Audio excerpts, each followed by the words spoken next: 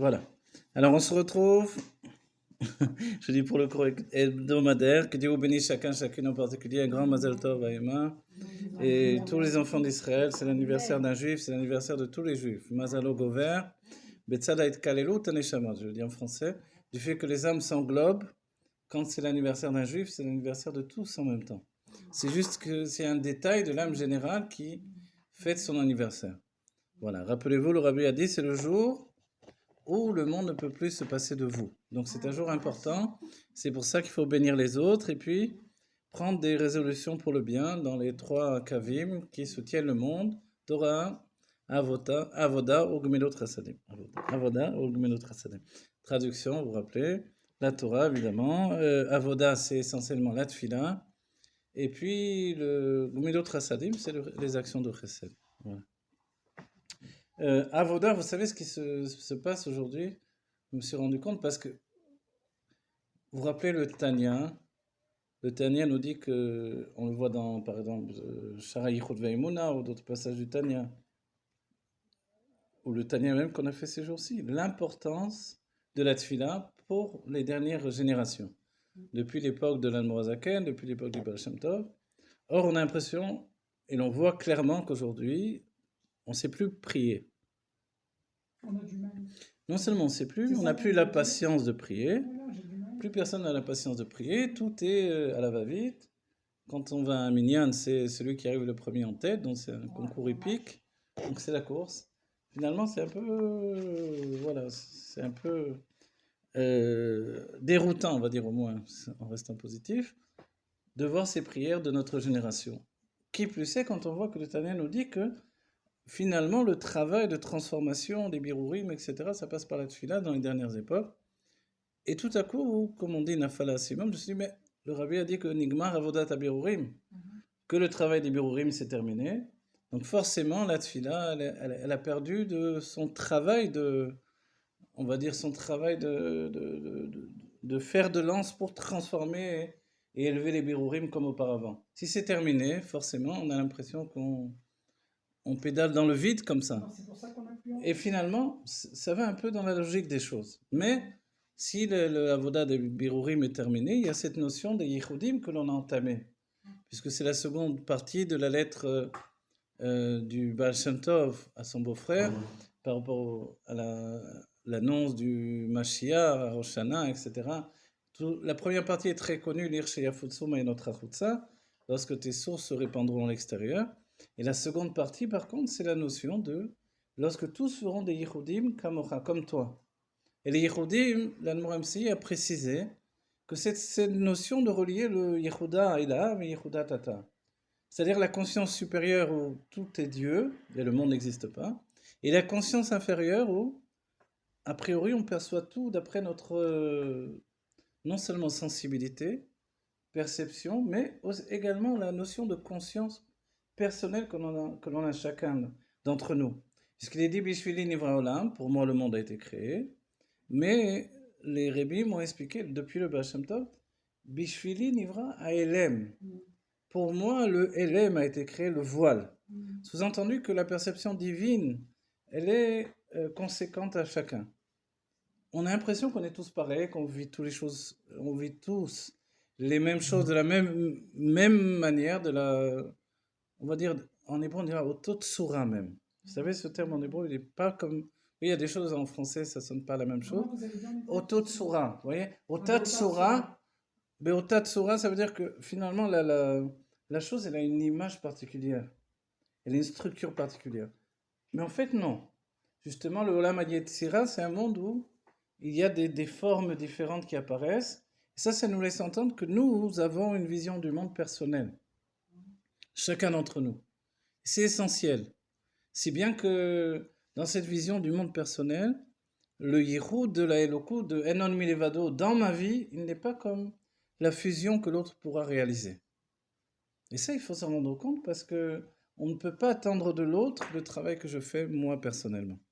Ça a même été un grand chidouche, on va dire, dans le Avoda, dans le service de Dieu, chez l'Admor Emsaï, de définir exactement dans le Derech Haïm comment l'un et l'autre nous devons travailler dans notre service de Dieu.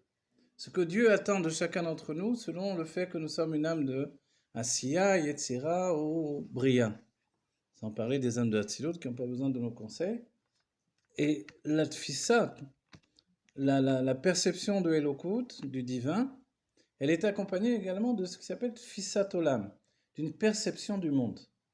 La perception du monde, elle n'est pas du tout la même. Aujourd'hui, j'ai fait un petit audio parce que, pour enseigner des choses, j'essaie de continuer l'enseignement dans toutes les conditions. Et je me suis rendu compte, en fait, que le Vayetse, où Yaakov va sortir vers le monde, il est aussi un Vayetse vers un état de Galout, puisque lui était dans la Géoula de sa famille, il vivait dans une notion du monde de Hatzilut, avec, au commencement, il y avait son grand-père, après son père, et puis sa famille, les anges, la Gdusha, etc. Et quand il sort, finalement, il sort vers un monde vers lequel l'Echatrila, il est conscient de ne pas avoir les forces pour l'affronter. Ceux qui font le Chitat se rendent compte que Yaakov va vraiment prier Dieu pour lui donner les forces d'affronter les événements qui vont se présenter à lui dans le monde. Et l'un des points importants, c'est que la notion d'exil, c'est également de vivre avec des personnes qui n'ont pas la même sensation que vous. On vient de parler, j'ai fait exprès de le construire de cette manière-là, inconsciemment ou pas, mais le fait que nous sommes des âmes différentes, ça occasionne également que une âme peut être porteuse d'exil pour l'autre âme, sans même le savoir. C'est-à-dire qu'elle, elle pense que c'est comme ça qu'il faut être, c'est comme ça qu'il faut réagir, c'est comme ça qu'il faut, même dans l'idée chassidique, s'imprimer dans la réalité et entraîner même la Géoula de cette manière-là. Mais pour l'autre âme, ça peut être une galoute. C'est-à-dire pour l'autre, c'est insupportable. Et ça, on ne s'en rend jamais assez compte, si ce n'est qu'on le vit au quotidien. Et pour Yaakov Avinu, imaginez, déjà de se trouver face à un frère comme Esav, c'était une drôle de difficulté. Qui plus est quand vous ramenez le fait que Esav, c'est son frère jumeau, et que quand on analyse selon la Chassidut, on se rend compte qu'ils sont comme la part consciente de l'âme, c'est Yaakov, et la part inconsciente ou subconsciente, si on veut, puisque Esav, il descend très très bas, alors c'est Esav. Finalement, si c'est la même personne de deux manières, les Chassidim nous disent, attention, c'est pas de personnes étrangères, ni à ton judaïsme dont on parle ici, ni à ta personne en privé. C'est toi qui es Yaakov et Esav en même temps. Essaye au maximum d'être Yaakov, mais n'oublie pas d'utiliser les forces de Esav. C'est ce que le rabbin nous a dit de comment on apporte la Géoula avec des orotes de Tohu, mais dans des kelim de Tikkun. Yaakov, c'est celui qui prépare les kelim du Tikkun, c'est-à-dire des réceptacles qui sont à même d'utiliser ces lumières qui sont, on va dire, supérieures à tout ce que l'on peut appréhender en réalité. Donc c'est des lumières de folie qui nous font peur. Comme Yaakov a eu peur d'Esav. Quand Yaakov a eu peur d'Esav, c'est pas une peur physique. C'est une peur aussi, il faut inclure un autre élément. C'est l'élément de désagrément. Vous savez, vous connaissez cette idée-là. C'est-à-dire que très souvent, nous, on a l'impression que la peur que l'on a des choses, c'est la peur que quelqu'un me frappe. Ou... Alors disons, je vais m'entraîner, je fais de la boxe, du Krav Maga, etc. Ça, j'ai plus peur qu'on me frappe. Est-ce que j'ai terminé d'avoir peur des autres? On se rend compte qu'une partie, peut-être, j'en ai été débarrassé. Mais il n'empêche que je n'ai pas pu me débarrasser du désagrément. C'est-à-dire que des personnes vont me faire ressentir des sensations désagréables. Pas parce que volontairement ils veulent me soumettre, me rabaisser, comme on dit dans Kriyat Shema L'Amita, je leur pardonne de vouloir me soumettre, me rabaisser, me faire, etc. Mais en réalité, parce que ces personnes veulent imposer leur manière d'être. C'est ce que l'on vit au quotidien. Au quotidien, on se confronte à des personnes qui veulent nous imposer leur manière d'être, de percevoir la vie, Et comme ils sont imbibés de tout ça, puisqu'on est dans la teva, le monde naturel dans lequel on est tové, on est noyé dans cette nature du monde, en fait, chacun a l'impression que le monde va de par sa manière à lui. Si bien que... Hein? Alors voilà, d'abord, premièrement, savoir que ma différence, ce n'est pas une maladie, ce n'est pas une malformation, c'est un état de fait, des âmes différentes du peuple juif. Et c'est ce que l'Admor Amsaï nous a dit dans le Derech Haïm. C'est essentiel puisque la tchouva, c'est pas juste de regretter le mal, etc., que j'ai fait. La tchouva, c'est aussi un mouvement d'élévation constant. C'est ça l'essentiel de la tchouva selon la Chassidut. Un tnoua en-sofit ta'alir shel italut. Un mouvement incessant et voilà, des élévations, comme des sessions d'élévation qui ne s'arrêtent jamais. C'est la tchouva. Ta chouve est, tu es arrivé à un niveau de et, va à un autre niveau de et, etc., etc., etc. Tu dois aller toujours plus haut vers moi-même. Cette notion d'aller plus haut vers moi-même, en fait, ça prend une vie, ne serait-ce que pour se débarrasser du superflu. Une fois qu'on s'est débarrassé du superflu, on entame un second travail qui est le dévoilement, en fait, de l'essence de l'âme. Et ça, c'est vrai que dans ces moments-là, souvent on se voit confronté à des épreuves qu'on n'avait pas précédemment. Et on s'étonne que précisément maintenant où j'ai touché à l'essentiel, je me vois confronté à des épreuves que je n'avais pas précédemment. Et en fait, l'explication, elle est que justement parce que je m'attache à l'essence, que je suis en train de m'approfondir, remonte à la surface des choses qui n'apparaissaient pas précédemment. Avec lesquelles vous pouvez. Avec lesquelles on peut, Gérer, voilà. Et on doit avoir à la fois la émouna et le bitachon, la foi profonde, parce que dans un premier temps, forcément, une épreuve ne vient pas m'avertir, attention, je suis une épreuve, j'arrive bientôt, prépare-toi, fais des pompes. Non, elle arrive par surprise, forcément. Mais, et tout de suite, immédiatement, j'ai l'impression que c'est pas possible, tout s'écroule, etc. Et en réalité, cette épreuve-là, elle est là pour élever en moi toute une panoplie de moi-même, on va dire. Et si je ramène au terme de la Kabbalah, ça veut dire des partsoufim, des structures que je ne connais pas de moi-même. Parce que quand on étudie dans les mondes divins, et qu'on apprend qu'il y a Yaakov, il y a Léa, il y a Rachel, de la même manière il y a Abba et Ima, et puis des partsoufim intérieurs. Les partsoufim, il y en a tellement que finalement on se dit, mais ça paraît presque infini. En fait, pour nous dire que nous-mêmes, nous sommes construits comme ça. Nous avons des structures intérieures qui sont à la fois Betsura dans l'image même de l'infini. Compte tenu qu'au quotidien, on essaie de trouver un peu un équilibre par une sorte, en termes communs, on dirait une planque, on se planque dans un coin, on cherche un endroit tranquille. Mais Dieu, il ne supporte pas ce système-là. Et la Chassidut Chabad elle-même, elle est organisée dans l'étude pour faire remonter à la surface tout ce qui dort. Elle est organisée, non? Pour faire remonter à la surface tout ce qui dort dans mon inconscient. Et les Rébim l'ont précisé déjà. Le Tzemar Tzedek l'a précisé en parlant justement de l'exemple type. Vous vous rappelez, c'est Elazar ben Dordaya qui a fait tchouva,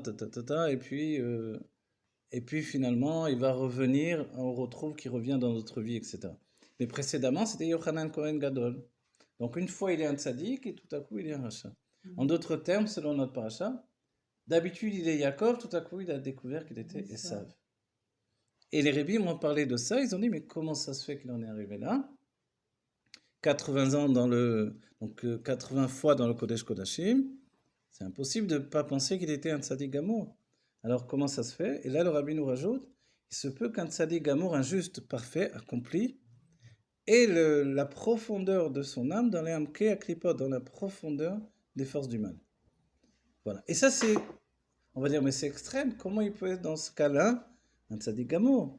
En fait, c'est parce que ceux qui se trouvent dans la profondeur des forces du mal ne l'atteignent pas en temps normal, ne le touche pas et ne s'éveille pas si lui n'est pas dans un avodat Hashem qui est en relation avec l'éveil de son inconscient. Et c'est là où la Chassidut a pris sur elle de faire un travail particulier.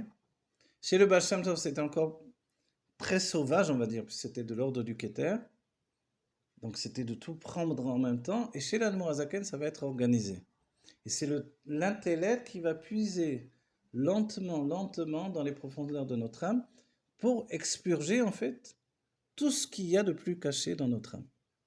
Voilà. Et c'est pour ça que quand l'Admor Hazaken dira, c'est le Tzemar Tzedek qui rapporte ça, dira à un jeune cousin qui n'écoutait pas, lui donner des conseils, il n'écoutait pas, il lui a dit, lorsque je serai au Gan Eden, tu ne pourras plus m'approcher. Donc profite du moment que je suis à proximité de toi. Et le Tzemach Tzedek nous dit, mais Rabban Yochanan ben Zakkai, lui, à la fin de sa vie, il ne savait pas vers quel endroit on le menait. Il ne savait pas s'il allait au Genom ou au Gan Eden. Sous-entendu, est-ce que les forces cachées de son âme ne sont pas dans les forces du mal? Il ne savait pas. Dans l'état de Tzadik Gamour, il savait exactement, mais la part cachée de son âme. Et c'est là où le Tzemach Tzedek nous fait remarquer que l'Admor Zaken n'avait aucun safek. Il n'avait pas de doute sur l'idée qu'il irait au Gan Eden. Et il nous dit en fait, c'est parce que la Chassidut Rabbah est organisée pour puiser dans l'inconscient. Donc plus vous l'étudiez, et plus va remonter à la source en fait, une sorte de, on va le donner dans un terme que nous connaissons sans doute, une sorte de désenchantement. Vous connaissez ça? Désenchanté, c'est proche de la lassitude. C'est une notion comme ça qui nous fait ressentir Kula Kame Kelo Chashiv. Tout apparaît comme sans aucune importance. Voilà. Et ça, c'est par le fait que l'on véhicule et l'on manipule en fait des termes et des notions du divin tellement élevés que sans le savoir, elles nous atteignent beaucoup plus profondément que ce qu'on avait pu penser. Et ça entraîne qu'effectivement, il y a une sorte de désarroi par rapport à la vie qui ne véhicule pas, qui ne dévoile pas le divin au quotidien. Et c'est là où on revient à ce que l'on disait tout à l'heure.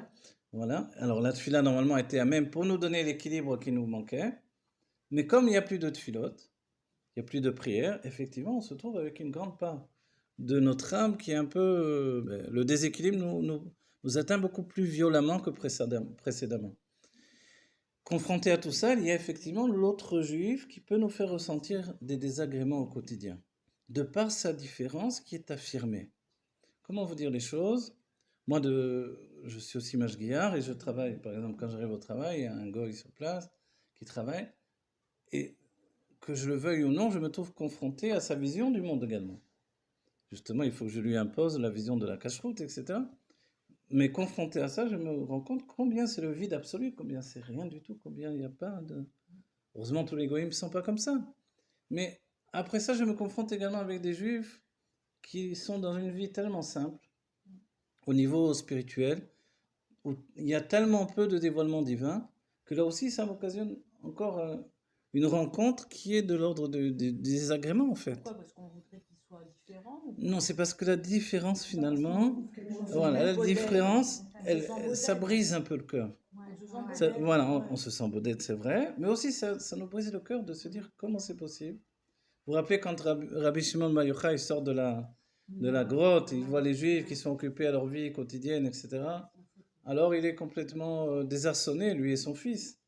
Mais nous ici, quelquefois, souvent même, en Eretz Israël, confrontés aux gens du quotidien, on est confronté avec cette vie qui fait qu'on est à côté de l'essentiel. Et en même temps, comme le rabbin nous l'a dit, c'est qu'une facette, puisque profondément les Juifs sont plus que jamais proches de Dieu, etc.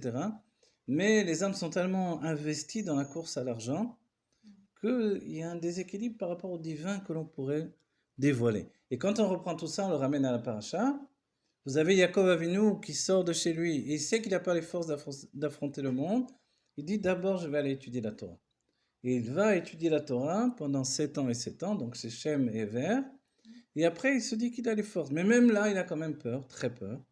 Et il prie Dieu, et c'est la fameuse donc, échelle de Yaakov. Voilà, et quand il prie Dieu, Dieu lui donne les forces. Et c'est, le Rashi va nous dire, il est vraiment porté par sa prière et il est complètement tranquille. Si bien qu'il va même très très vite, il marche très vite, parce qu'il a confiance en Dieu qui dit ne t'inquiète pas, je vais te protéger. Alors Yaakov, c'est l'homme qui a peur du monde. Avoir peur du monde, pour nous, ça nous paraît, quand on est des hommes du monde, etc., pas entre guillemets des hommes du monde, mais des hommes dans les affaires du monde, on se dit quand même il a peur du monde, c'est quoi cet homme-là? C'est un faiblard, qu'est-ce que c'est?